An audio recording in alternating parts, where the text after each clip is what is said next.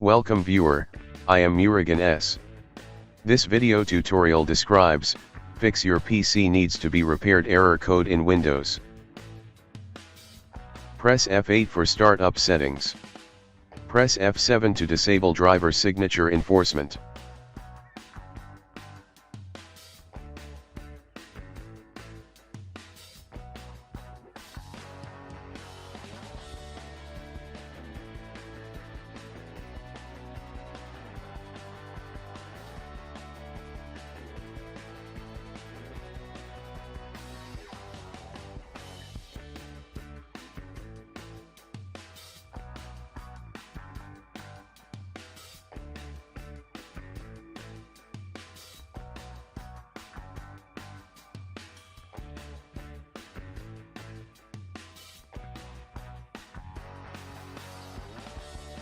I hope this video tutorial helps to you.